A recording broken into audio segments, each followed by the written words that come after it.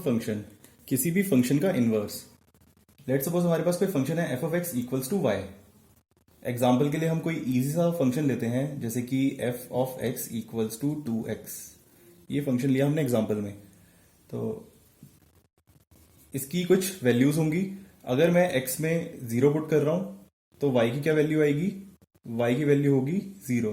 क्यों? 2 इंटू 0 यानी 0। जब मैंने x के अंदर 1 वैल्यू पुट की तो आंसर आएगा 2। f ऑफ 1 इक्वल होगा 2 इंटू 1 यानी कि 2 के। उसी तरह से अगर मैं x में 2 वैल्यू पुट करूंगा तो आंसर आएगा 4। 3 पुट करूंगा तो आंसर आएगा 6। 4 पुट करूंगा तो आंसर आएगा 8। 5 पुट करूंगा तो आंसर आएगा 10।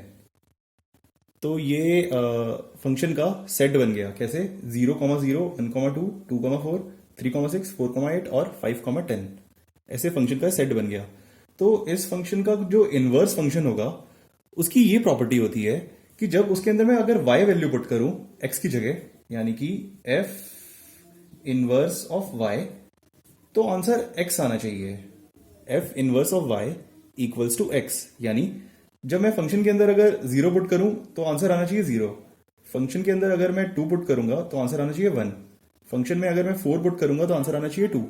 फंक्शन में अगर मैं 6 पुट करूंगा तो आंसर आना चाहिए 3 एंड सो ऑन। तो यही होता है इनवर्स फंक्शन का नेचर। यानी कि अगर हमारे पास कोई फंक्शन है f of x equals to y, तो जो उसका इनवर्स फंक्शन होगा उसकी ये प्रॉपर्टी होगी कि अगर मैं y वैल्यू पुट करूं तो आंसर आए x। यही होता है एक इनवर्स फंक्शन। हम इनवर्स फंक्शन कैसे निकालते हैं? जैसे हमने एग्जांपल लिया था f of x equals to 2x का। तो अगर हमें इसी फंक्शन का इनवर्स फंक्शन निकालना होगा तो हम ऐसे करते हैं, f ऑफ x की जगह हम लिखते हैं y इक्वल्स टू 2x।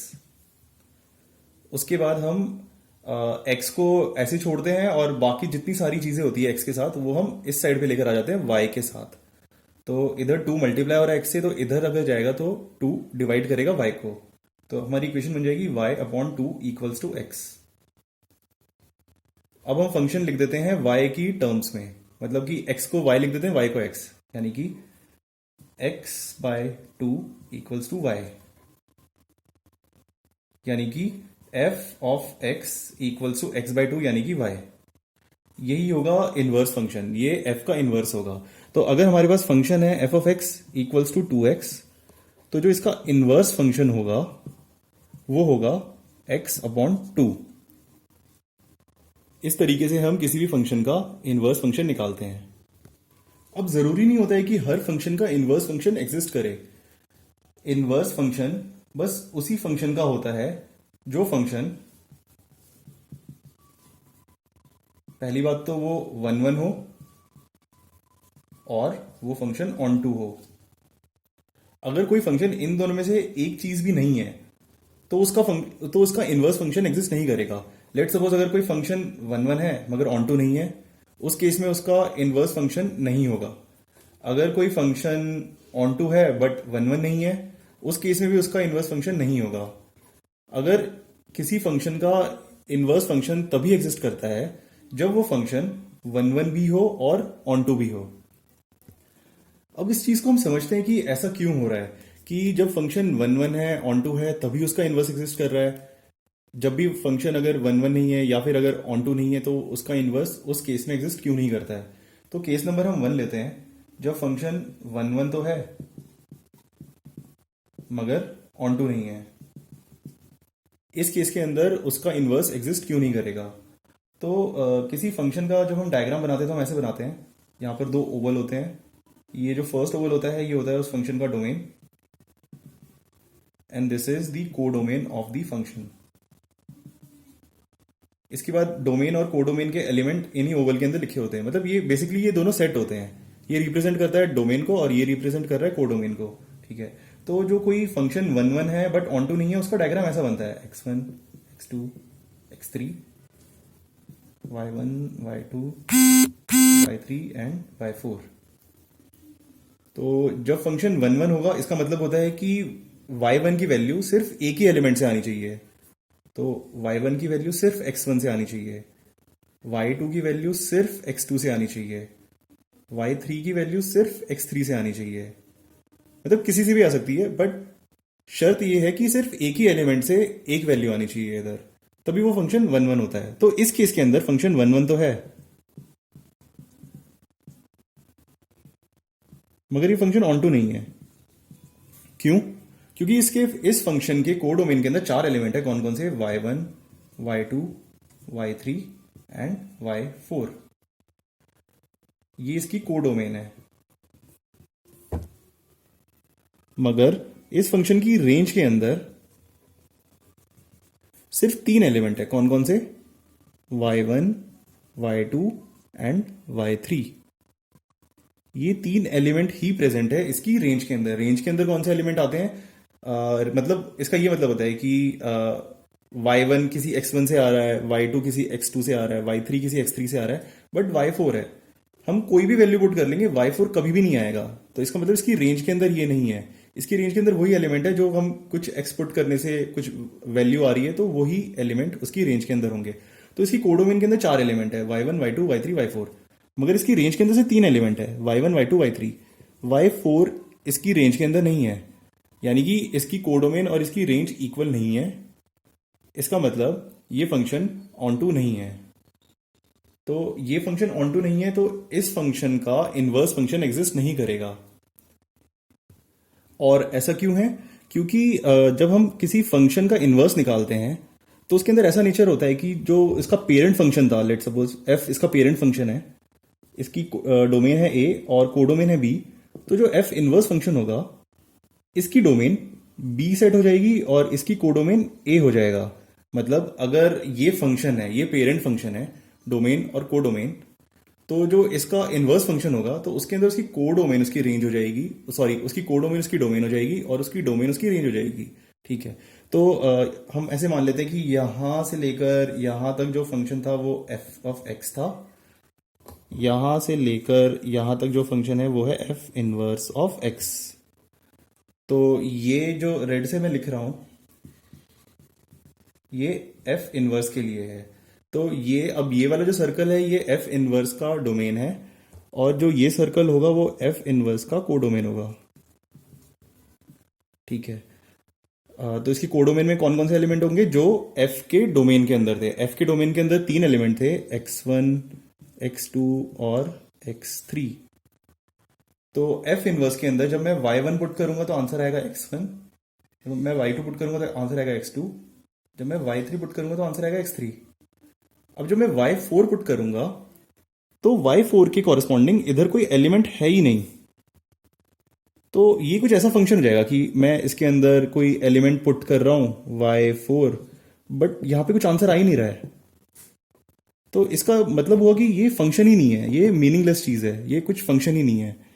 तो अगर ये फंक्शन ही नहीं है तो इसका मतलब ये एक किसी फंक्शन का इनवर्स फंक्शन भी नहीं है। इसीलिए f ऑफ x का इनवर्स फंक्शन एग्जिस्ट नहीं करेगा। मतलब जब कोई फंक्शन वन वन है बट ऑन टू नहीं है, उस केस के अंदर उस फंक्शन का इनवर्स एग्जिस्ट नहीं करेगा। और उसका ये रीजन है क्योंकि अगर जब हम उसका इनवर्स निकालेंगे तो उसकी रेंज सॉरी उसकी डोमेन के अंदर कोई ऐसा एलिमेंट होगा जिसके कॉरेस्पॉन्डिंग उसकी कोडोमेन के अंदर कोई एलिमेंट ही नहीं है। मतलब कि f इनवर्स के अंदर अगर मैंने y4 वैल्यू पुट करी तो आंसर कुछ आया ही नहीं। इसका मतलब ये एक फंक्शन ही नहीं है, इसीलिए f का इनवर्स फंक्शन एग्जिस्ट नहीं करेगा। अब हम सेकंड केस देखते हैं जब फंक्शन वन वन नहीं है मगर वो फंक्शन ऑन टू है। तो इस केस में उसका इनवर्स एग्जिस्ट क्यों नहीं करेगा? तो फिर से हम इसका डायग्राम ड्रॉ करेंगे। यहां पर होगा फंक्शन का डोमेन और ये है फंक्शन की कोडोमेन। यहां पर कुछ एलिमेंट होंगे x1, x2 और x3। यहां पर एलिमेंट होंगे y1 और y2। ठीक है, अब कोई फंक्शन अगर वन वन नहीं है तो उसका कुछ ऐसा डायग्राम बनता है कि जैसे कि y1 है तो वो सिर्फ एक ही x1 से नहीं आएगा, वो कई सारे x की वैल्यू से y1 आंसर आ सकता है। तो लेट सपोज x2 से भी y1 आ रहा है और x1 से भी y1 आ रहा है, और x3 से y2 आ रहा है। जैसे कि एग्जांपल लेते हैं हम मॉड x का, sorry f of x equals to mod x. इसके अंदर अगर मैं -2 पुट कर रहा हूँ तब भी आंसर 2 आएगा, और 2 पुट करूंगा तब भी आंसर 2 आएगा। तो ऐसे समझ लो आप कि ये -2 है, ये 2 है, दोनों पुट करने पर आंसर 2 आ रहा है।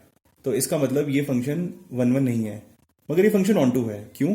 क्योंकि इसकी कोडोमेन के अंदर दो एलिमेंट है, y1 और y2, और यही दोनों एलिमेंट इसकी रेंज के अंदर भी है, y1 और y2। तो ये फंक्शन 1 1 तो है, मगर ये फंक्शन ऑन टू नहीं है। अब देखते हैं कि इस केस के अंदर इसका इनवर्स एग्जिस्ट क्यों नहीं करता है। तो हम इसका जब इनवर्स फंक्शन लेंगे तो उस केस के अंदर जो f की कोडोमेन थी वो f इनवर्स की डोमेन बन जाएगी, और जो f की जो डोमेन थी वो f इनवर्स की कोडोमेन बन जाएगी। तो यहां से लेकर यहां तक ये रिप्रेजेंट करता है f इनवर्स x को। तो जब मैं f इनवर्स के अंदर y1 वैल्यू पुट करूंगा तो यहां से दो आंसर आ जाएंगे। कौन कौन से? x1 और x2। y2 पुट करूंगा तो आंसर आएगा x3।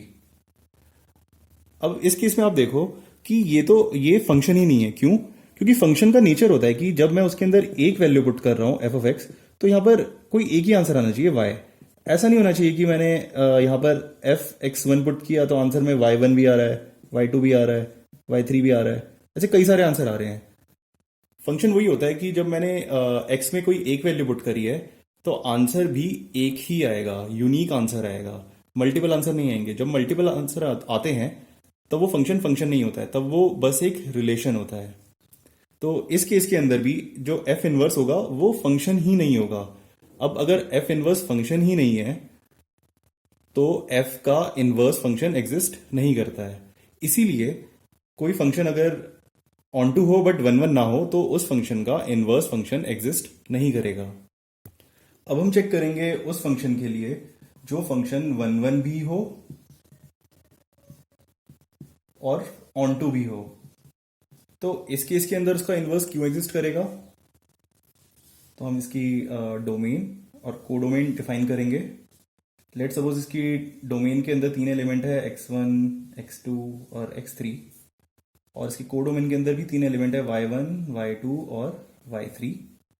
तो 1 1 ऑन टू का डायग्राम कुछ ऐसा होता है कि एक y1 सिर्फ एक x1 से आ रहा है, y2 सिर्फ x2 से आ रहा है, y3 सिर्फ x3 से आ रहा है। तो इसके तीनों एलिमेंट पहली बात तो यूटिलाइज हो गए, तो इसकी जो कोडोमेन है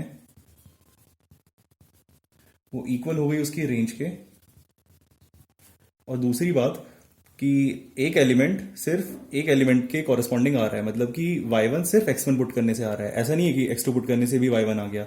सिमिलरली y2 भी सिर्फ एक ही x2 से आ रहा है और y3 सिर्फ x3 से आ रहा है। तो ये फंक्शन 1 1 भी है और ऑन टू भी है। इस केस के अंदर उस फंक्शन का इनवर्स एग्जिस्ट करेगा। कैसे? अब जो f इनवर्स फंक्शन होगा उस केस के लिए ये फंक्शन की डोमेन बन जाएगी और ये फंक्शन की कोडोमेन होगी। तो इसके कोडोमेन के अंदर कौन से एलिमेंट होंगे? जो f फंक्शन की डोमेन है वही f इनवर्स की कोडोमेन होगी। तो इसकी कोडोमेन के अंदर होंगे x1, x2 और x3। अब अगर मैंने फंक्शन के अंदर y1 वैल्यू पुट करी तो आंसर आया x1। जब मैंने y2 वैल्यू पुट करी तो आंसर आया x2। जब मैंने y3 वैल्यू पुट करी तब आया आंसर x3। तो ये फंक्शन अब एक फंक्शन है। क्यों? क्योंकि एक ही वैल्यू पुट करने पर एक ही आंसर आ रहा है, इसलिए ये एक फंक्शन है। तो उसी केस के अंदर किसी फंक्शन का इनवर्स फंक्शन एग्जिस्ट करेगा जब वो फंक्शन 1 1 हो और ऑन टू हो। अगर इन दोनों में से कोई एक भी चीज वो नहीं है, उस केस में उस फंक्शन का इनवर्स एग्जिस्ट नहीं करेगा। हमने समझ लिया कि इनवर्स फंक्शन कौन से होते हैं। एक बार उसे हम रिवाइज कर लेते हैं। लेट सपोज अगर हमारे पास फंक्शन है f of x equals to y, तो उस फंक्शन का इनवर्स फंक्शन वो होगा जब मैं उसके अंदर y वैल्यू पुट करूं तो आंसर आ जाए x। यही उसका इनवर्स फंक्शन होगा। इसके साथ साथ जो पेरेंट फंक्शन होता है उसकी डोमेन और कोडोमेन अगर ये है तो इनवर्स फंक्शन होगा उसकी डोमेन पेरेंट फंक्शन की कोडोमेन होगी और इनवर्स फंक्शन की कोडोमेन पेरेंट फंक्शन की डोमेन होगी, मतलब ये दोनों इंटरचेंज हो जाते हैं और इधर x और y इंटरचेंज हो जाते हैं। यही होता है एफ इनवर्स फंक्शन, मतलब किसी फंक्शन का इनवर्स फंक्शन। ठीक है, अब इसको जब हमको प्रूव करना होता है तो हम इसे ऐसे प्रूव करते हैं कि f inverse F of x ये इक्वल होता है एक्स के। ये रिलेशन कहां से आया? हमारे पास ये इक्वेशन है, जैसे कि f inverse of y equals to x, तो हमें पता है कि वाई इक्वल है एफ ऑफ एक्स के। अब हम क्या करेंगे कि f inverse of y equals to x, इसके अंदर y की जगह मैं ये वाली वैल्यू पुट कर दूंगा, तो इक्वेशन बन जाएगी कुछ इस टाइप से, F inverse of f of x, y की जगह मैंने पुट कर दिया एफ ऑफ एक्स, ये किसके इक्वल है? x के। तो यही होता है कोई इनवर्स फंक्शन। इनवर्स फंक्शन हम ऐसे भी लिखते हैं, f inverse of f of x equals to x. NCERT के क्वेश्चन के अंदर हमको इसी टाइप से प्रूव करना होगा। अगर आपको मेरा पढ़ाया हुआ समझ आ रहा है तो प्लीज़ आप वीडियोस को लाइक करो, इससे मुझे मोटिवेशन मिलता है और वीडियो बनाने का, और प्लीज़ चैनल को सब्सक्राइब करो। Thank you.